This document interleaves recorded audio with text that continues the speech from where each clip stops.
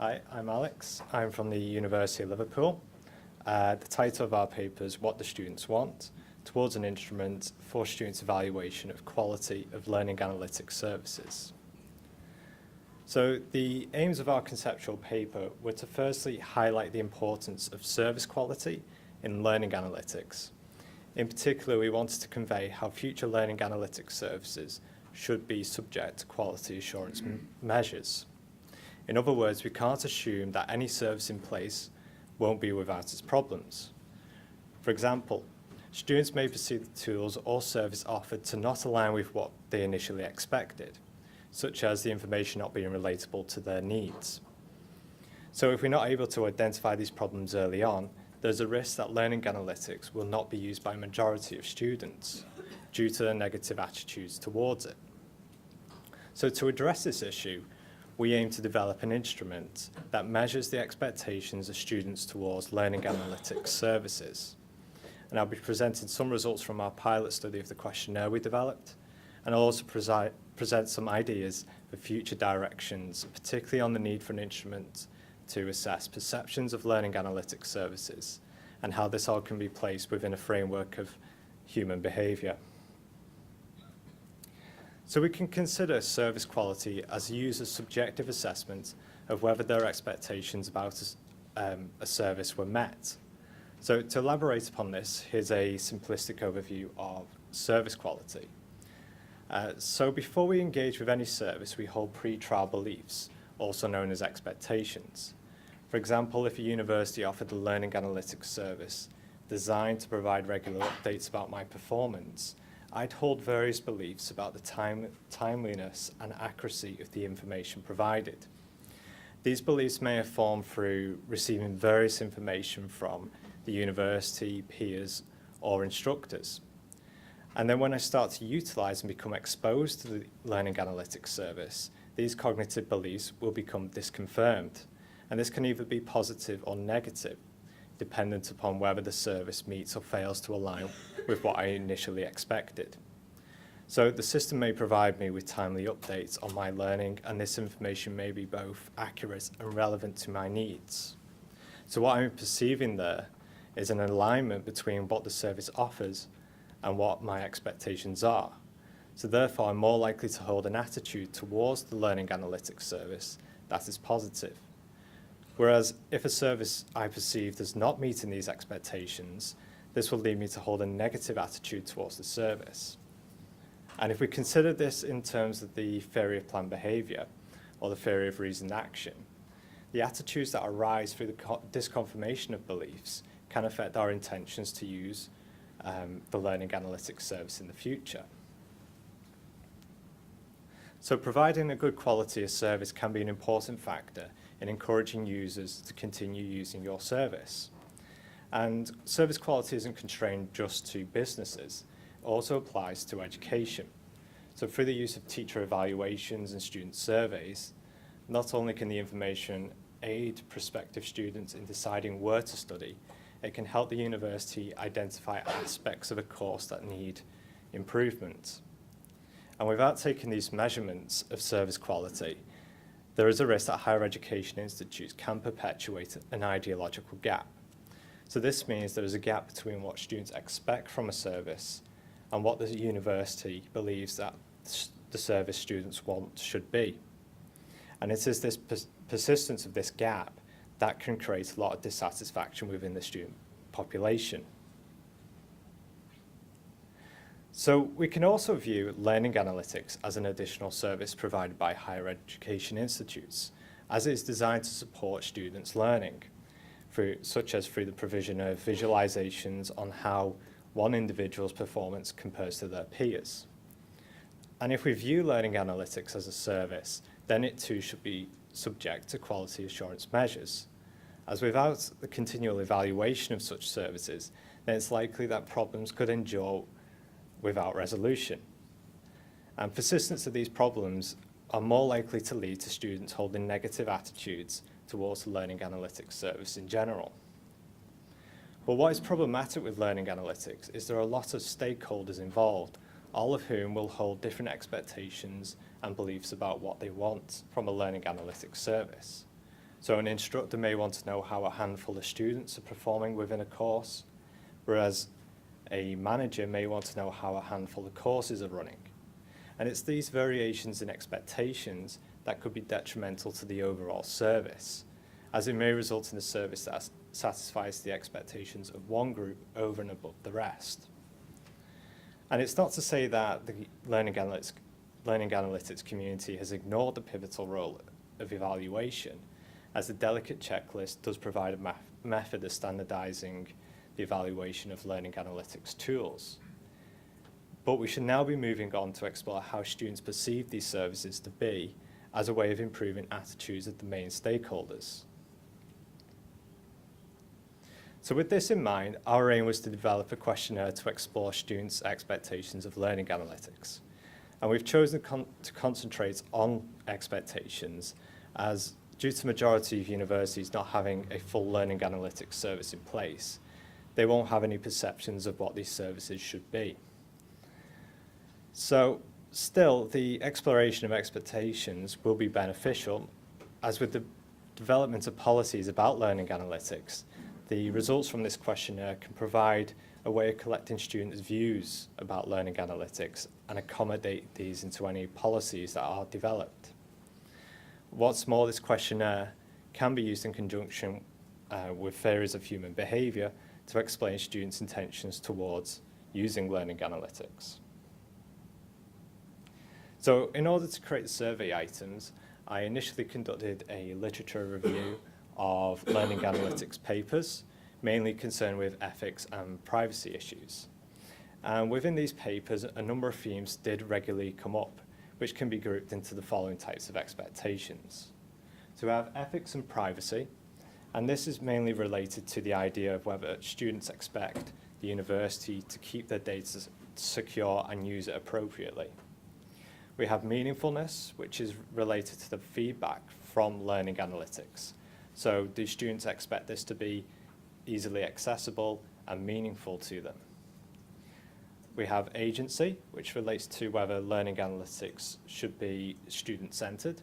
So should students have control over making sense of their own data, or will the university do this for them?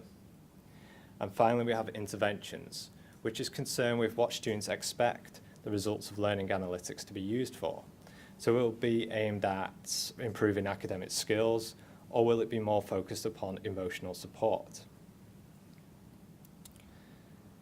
A further issue relates to the term of expectations being quite ambiguous, as it doesn't relate just to what an individual expects.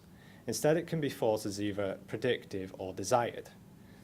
Now, predictive expectations are pre-trial beliefs of what a service will achieve at a minimum, whereas a desired expectation is the level of expectation of a service that would lead to the individual being satisfied with it. And by separating expectations out in this way, a more detailed understanding of satisfaction can emerge. So if a service meets my predictive expectations, so what I expected as a minimum, this is more likely to lead to indifference. But if the service exceeds these and meets the desired expectations, this is more likely to lead to satisfaction. Whereas failure to meet either type of expectation is more likely to cause dissatisfaction. Now, with all this information, I designed 79 items, which were based upon two subscales. So one for desired expectations, so what they ideally hoped for, and then one for predictive expectations, so what they hope for as a minimum. These 79 items were then subject to peer review by experts in learning analytics, and I was able to reduce them down to 37 based upon certain items overlapping. We then created a pilot questionnaire with these 37 items and distributed it at the University of Edinburgh. 210 students took part in this, and they completed the questionnaire and provided qualitative comments about each item regarding the clarity and the understanding of each one. With the quantitative data, we ran an exploratory factor analysis, which allowed for the identification of underlying latent variables. And then the qualitative comments were used to change or remove certain items. So the factor analysis showed a two-factor solution to be sufficient for both scales. And we found the factors to be service and ethical expectations.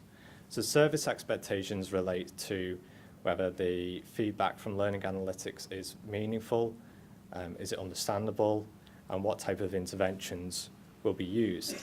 Whereas ethical expectations relate more to whether consent is being asked for sensitive data usage, or whether consent for interventions.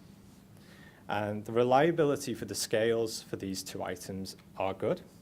So we got 0.88 for the service expectations, and 0.82 and 0.86 for the ethical expectations.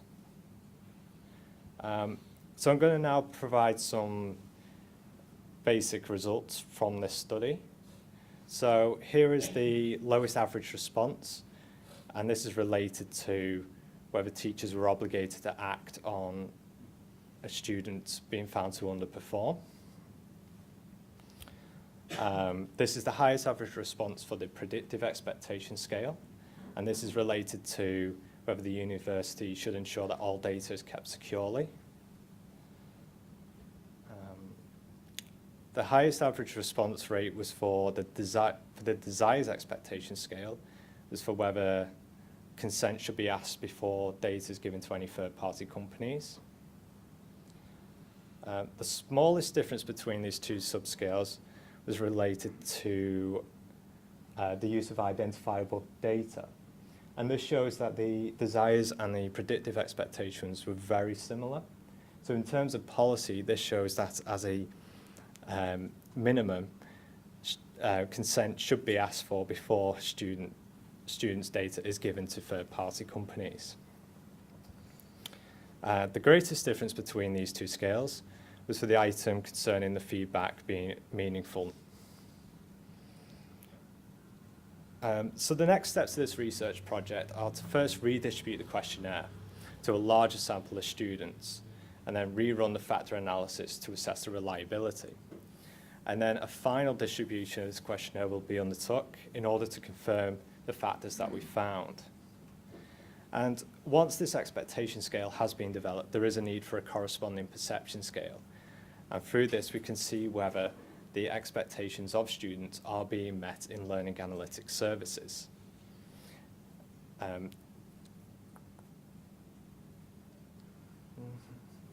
And this will be an important step into introducing theory into learning analytics, as it can be placed within the theory of planned behavior framework as to model the reasons why students may or may not use learning analytics systems in place. And this is important to consider, as the provision of a tool designed to support learning may be beneficial from a managerial or research point of view. But if the student holds negative attitudes towards using it, then they may have no intention of using it at all. And if they have no intentions of using learning analytics services, then how will it become beneficial to learning? Thank you for listening.